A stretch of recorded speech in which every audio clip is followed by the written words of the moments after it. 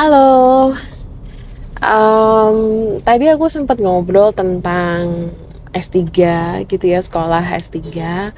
Terus aku sempat bahas kalau studi S3 yang aku jalanin itu PhD by publication. Nah, aku mau share plus minus dari PhD by publication, setidaknya dari apa yang udah aku jalanin gitu ya.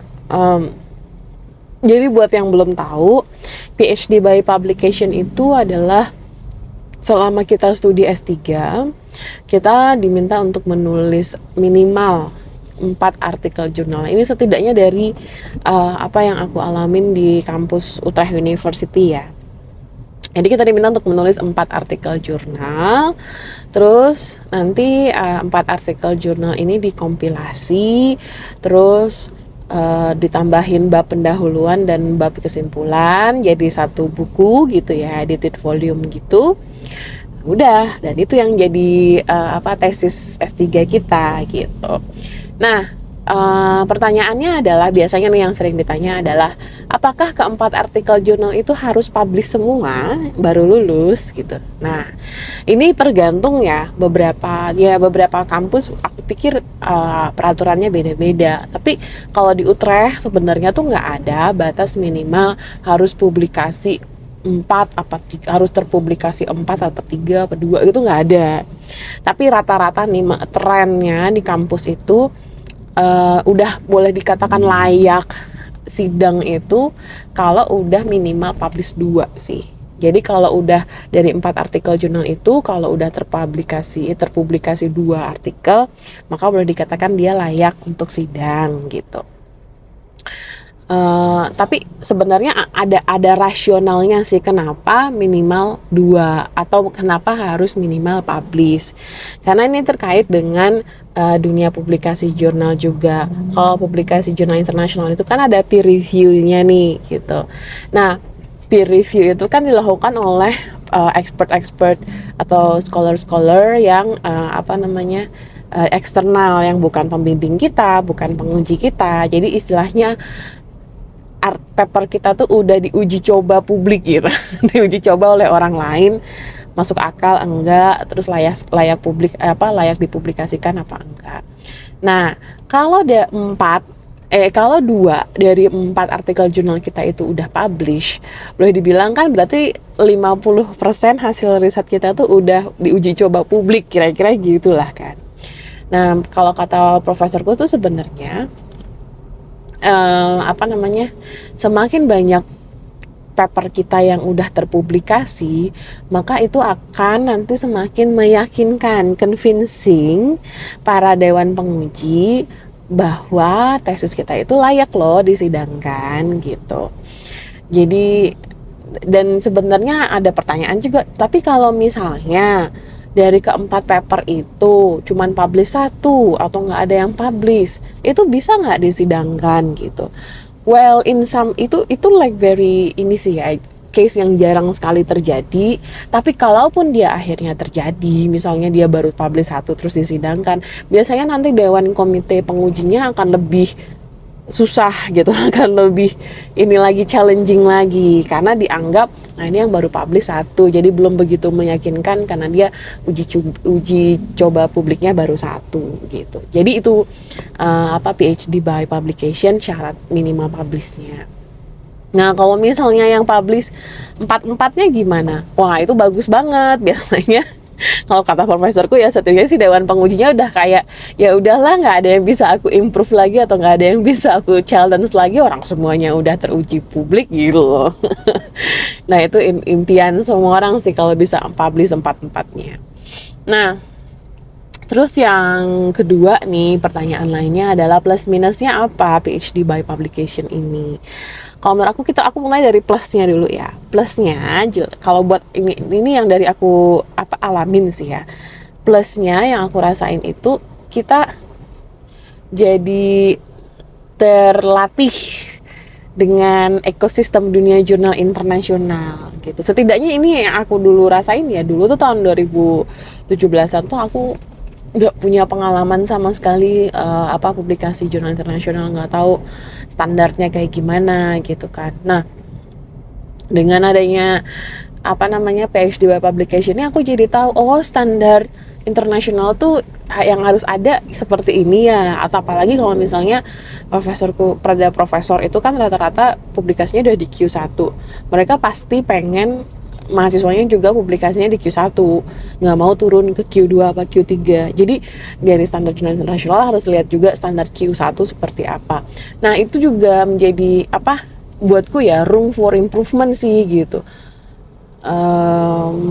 Gimana sih tahu standar jurnal yang Q1 seperti apa. Itu plusnya. Jadi sekarang aku merasa kayak selama ini latihan gitu ya, menulis jurnal itu jadi tahu trik-triknya, tips-tipsnya supaya bisa publikasi kita itu diterima, accepted gitu, apa yang harus dilakukan gitu ya. Dan challenge-nya seperti apa. Jadi lebih membiasakan diri lah, ibaratnya lagi latihan ngomong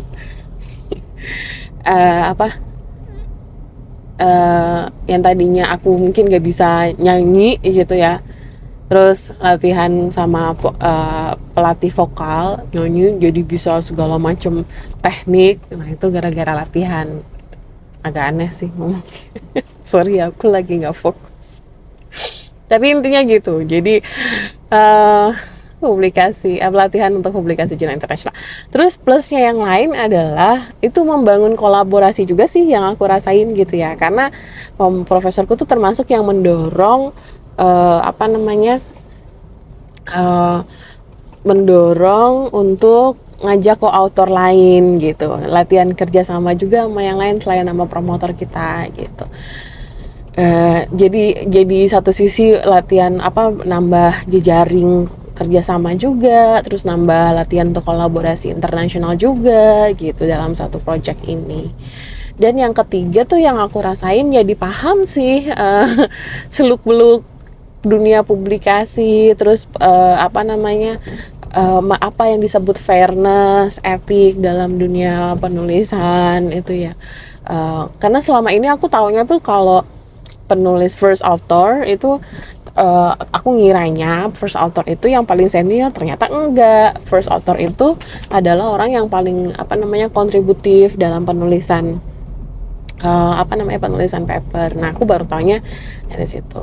Dan di satu sisi lain ini yang profesorku bilang sih, kamu kalau PhD publication kesempatanmu untuk pamer flexing itu lebih banyak. Emang iya sih. Ya profesorku termasuk yang ini juga sih ya, suka bercanda gitu, humoris. Jadi dia bilang kalau PhD by publication kan kamu nanti tiap papermu publish kamu bisa pamer. Kalau misalnya kamu publish 3 kali ya kamu bisa pamer 3 kali gitu. Sebenarnya kalau PhD by manuskrip ya kamu cuma bisa pamer setelah PhD-mu selesai gitu. Jadi buat yang seneng yang pengen pamer gitu lebih bisa sering PhD. But anyway itu bercanda. But ya in a sense ketika kita membagikan hasil riset kita kan itu bisa menambah semangat gitu. Kata profesorku tuh kayak ya kalau kamu ibaratnya PhD by publication ini kayak lari estafet gitu. Jadi dari satu track ke track yang lain, kamu punya, kalau udah publish satu paper itu naikin adrenalin buat kerjain paper berikutnya gitu. Nah terus minusnya apa? Minusnya itu adalah satu hal yang paling berat yang aku rasain adalah ini kayak ibaratnya aku lagi nulis 4 tesis S2 rasanya gitu loh.